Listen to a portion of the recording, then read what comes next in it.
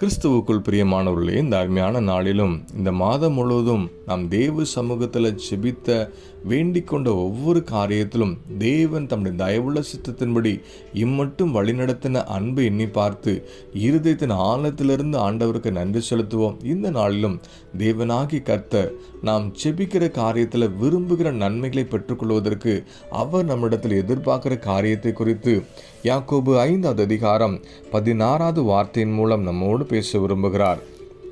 நீங்கள் சொஸ்தமடையும்படிக்கு உங்கள் குற்றங்களை ஒருவருக்கொருவர் அறிக்கையிட்டு ஒருவருக்காக ஒருவர் ஜெபம் பண்ணுங்கள்.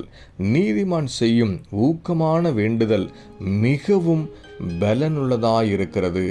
நம்முடைய ஜெபங்களுக்கு தேவனாகி கர்த்தர் பதில் தருவதற்காக அவர் நம்மிடத்தில் எதிர்பார்க்கிற முதலாவது காரியம் ஒப்புரவாகி ஜெபிக்க வேண்டும் என்று சொல்லி இன்னைக்கு அநேகருடைய வியாதி நீங்கி சுகமடையாமல் இருப்பதற்கான காரணம் பிறருக்கு மன்னிக்க முடியாத இருதயம், பிறர் மேல் இருக்கிற கசப்பு, வீண் வைராக்கியம்.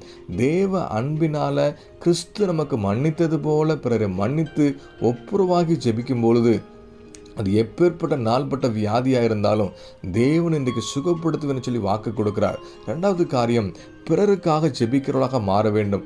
சுயநலமாக நம்முடைய குடும்பம், நம்முடைய ஊழியம், நம்முடைய வியாபாரம் என்று இல்லாதபடிக்கு இன்னைக்கு யாரெல்லாம் தேவையோடு இருக்கிறார்கள் என்பதை அறிந்து பிறருக்காக ஜெபிக்கும் பொழுது தேவன் நம்முடைய சிறையிருப்பை மாற்றி நம்மையும் ஆசீர்வதிக்க முடியும் என்பதை இந்த வேத வார்த்தையை உறுதிப்படுத்து. மூன்றாவது காரியம், பேதுரு சிறைச்சாலையில் இருக்கும்போது சபையார் ஊக்கமாக ஒரு மனதோடு ஜெபித்த போது அவருக்கே தெரியாமல் தேவனாகிய கர்த்தர் அவ்வளோ பெரிய காவலில் இருந்து பேதுருவை வெளியே கொண்டு வந்து சாட்சியாக நிறுத்தினது போல இந்த யாருடைய ரட்சிப்புக்காகலாம் ஜெபிக்கிறோமோ, யாருடைய வாழ்க்கையில் விடுதலையும் சுகத்தையும் ஆசீர்வாதத்தையும் தேவன் அருளி செய்ய வேண்டும் என்று சொல்லி விரும்பி ஜெபிக்கிறோமோ அவங்க வாழ்க்கையில் தேவன் அவர்களே அறியாதபடிக்கு அற்புதங்களையும் அதிசயங்களையும் செய்து தேவன் சாட்சியாக நிறுத்த உண்மையிலோர் என்பதை இந்த வேத வார்த்தையை உறுதிப்படுத்துகிறது. பிரியமானவர்களே, நம்முடைய ஜெப வாழ்க்கையும் ஒப்புரவாக்கப்பட்ட ஜெபமாக பிறருக்காக ஜெபிக்கிற அனுபவத்தில் நாம் வளர்ந்தவர்களாக ஊக்கமாக ஒரு மனதோடு கூட ஜெபிக்க நாம் பழகும் பொழுது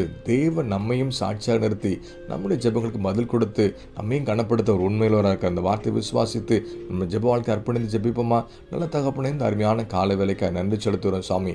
எங்கள் ஜெப வாழ்க்கையில் ஒப்புரவாகி ஜெபிக்க கற்று எங்களுக்கு உதவி செய்யுங்க. பிறருக்காக ஜெபிக்கிற அனுபவத்தில் வளர்ந்து பிறகு கிருபை பாராட்டுங்க. அது மாத்திரம் ஆண்டவரே, பிறருக்காக ஒரு மனதோடு ஊக்கமாக ஜெபித்து அநேகருடைய வாழ்க்கையை ரட்சிப்பை கொண்டு வருவதற்கு எங்களையும் பயன்படுத்துங்க. எங்களையும் சாட்சியாக நிறுத்தி எங்கள் ஜெப வாழ்க்கை உங்களுக்கு பிரியமுள்ளதை மாற்றின கிருபைக்கு நன்றி செலுத்துகிறோம். வாழ்நாள் முழுவதும் உண்மை பிரியப்படுத்த கற்று உதவி செய்யுங்க. இந்த நாள் முழுவதும் தேவ கிருபை சமாதானம் தாங்கி நடத்தட்டும். இயேசு நாமத்தில் ஜெபிக்கிற நல்ல பிதாவே, ஆமேன்.